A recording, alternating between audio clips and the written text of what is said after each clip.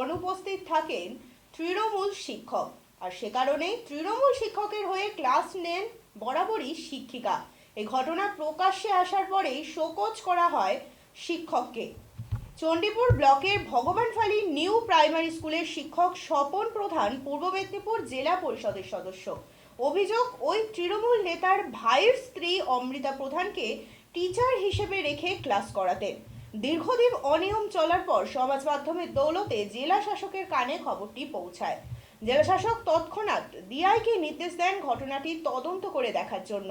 ডিআইয়ের তরফ থেকে show cause letter যায় অভিযুক্ত শিক্ষকের হাতে। এমনকি স্কুলের ছাত্ররাও একথা স্বীকার করে নেন। কিন্তু এরপরেও স্বপন প্রধান বলেন অভিযোগ সম্পূর্ণ ভিত্তিহীন। খাতা কলমের রেকর্ড বলবে। ঘটনাকে ঘিরে আরো বেশি করে ছড়াতে থাকে জল্পনা।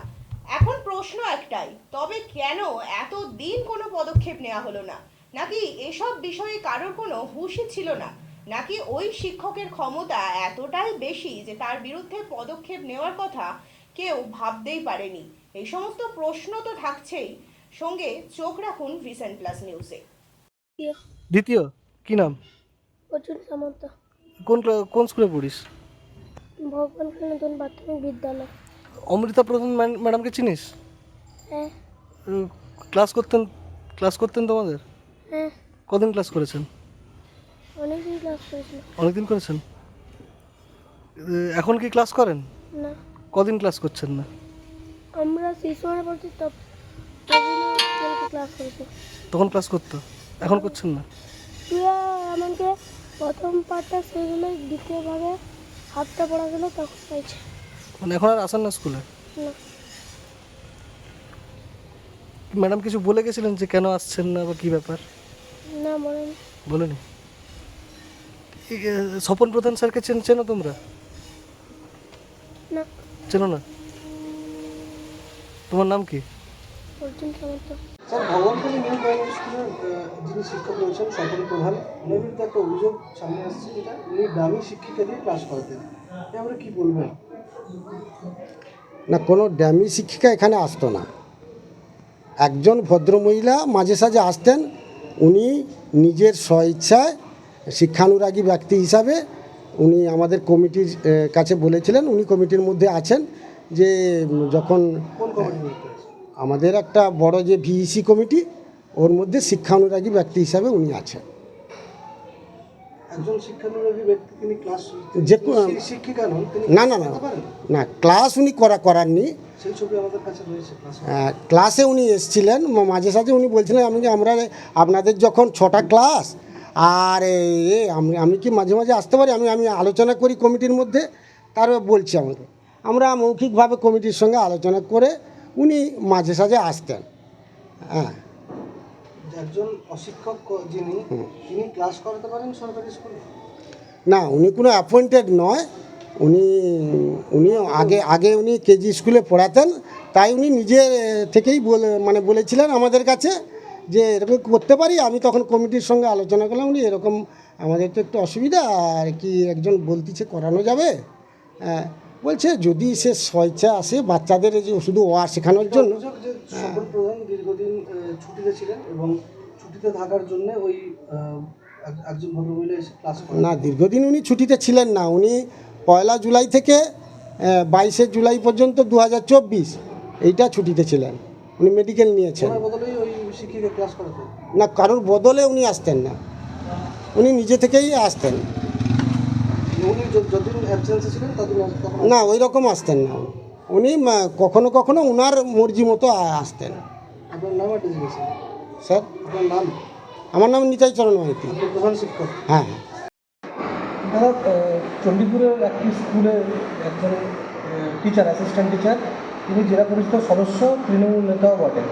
তিনি স্কুলে আসেন না, তার বদলে প্রক্সি দেন অন্য এক শিক্ষিকা, যিনি ওই স্কুলের কোনো শিক্ষিকা নন, শিক্ষক কর্মচারী। কী বলবেন এই?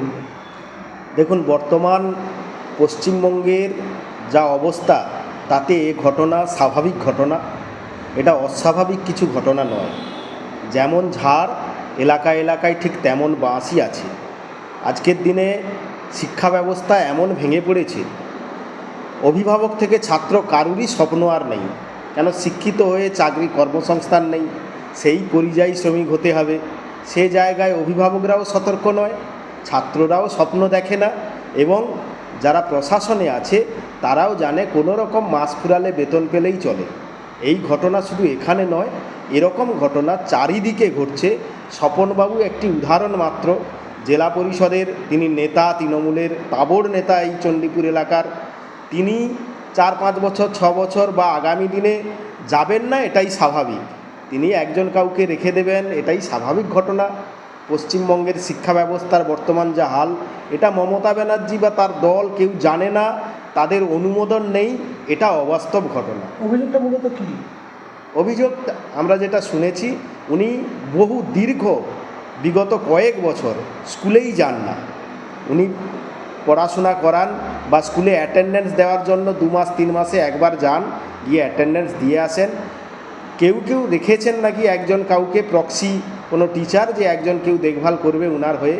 উনি একজন ব্যবসায়ী, উনি রাজনৈতিক নেতা, নানান কাজে নাকি ব্যস্ত থাকেন, তাই শিক্ষকতার পেশায় তিনি সময় দিতে পারেন না।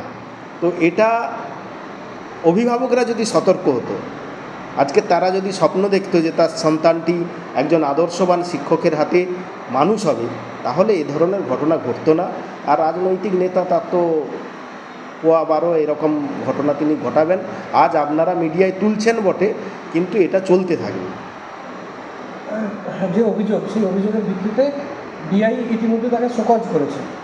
ও লোক দেখানো, জাস্ট অভিযোগ হয়েছে তাই শোকজ, ওগুলা লোক দেখানো। তিনি একটা মেডিকেল গ্রাউন্ড টাউন কিছু একটা দেখিয়ে তিনি হয়তো আগামী দিনে আবার ঠিক এটা ধামাচাপা পড়ে যাবে। এটা নিয়ে খুব বেশিই হবে না। আপনার নাম? পুলককান্তি গুড়িয়া, ভারতীয় জনতা পার্টির কাঁথি সাংগঠনিক জেলার সহসভাপতি, চণ্ডীপুর ব্লক কনভেনার। ভগবানকালী স্কুলের যে শিক্ষক, তিনি দামি শিক্ষিকা দিয়ে ক্লাস করাতেন, তাকে শোকজ করা হয়েছে। এই বিষয়ে কী বলবেন? না, মূলত শোকজের যে চিঠি, সেটা সে সম্পর্কে আমার বিস্তারিত জানা নেই। যদি প্রকৃতপক্ষে শোকজ তাকে করে থাকেন, তো নিশ্চয়ই যিনি শোকজ করেছেন তার পিছনে যথার্থ নিশ্চয়ই কারণ রয়েছে বলে আমি মনে করি। যিনাকে শোকজ করা হয়েছে বা যিনি শোকজ করেছেন, নিশ্চয়ই আধিকারিক বা যে মাস্টার শোকজ হয়েছেন, নিশ্চয়ই তিনি তার প্রত্যুত্তর দেবেন বলে আমি আশাবাদী। তার যথার্থ কারণ নিশ্চয়ই তিনি আধিকারিক সামনে তিনি নিশ্চয়ই অবস্থান করবেন। দীর্ঘদিন ধরে তিনি দামি শিক্ষিকা দিয়ে ক্লাস করাচ্ছিলেন। কতদিন ধরে ক্লাস করাচ্ছিলেন? না, এই বিষয়ে আমি ঠিক সঠিকভাবে অবগত নই। খুব রিসেন্ট জানলাম যে তিনি ড্যামি দিয়ে করাচ্ছেন।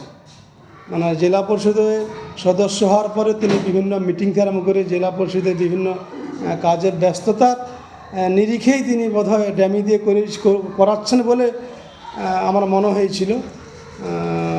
কিন্তু সেটা দীর্ঘ দিন ধরে করাচ্ছেন কিনা এই বিষয়ে আমার কাছে সেরকম কোনো তথ্য নেই। একটা সরকারি স্কুলের শিক্ষক, তিনি এভাবে দামি দিয়ে ক্লাস করাচ্ছেন, এটা কি কোনোভাবে আইনের মধ্যে আওতায় পড়ে? না, আমি একজন পেশায় শিক্ষক। আমার যেটুকু ধারণা বা যেটুকু আমি জানি বা বুঝি, কখনো ড্যামে দিয়ে বোধহয় এটা করা যায় না, উচিত না। আপনার নাম?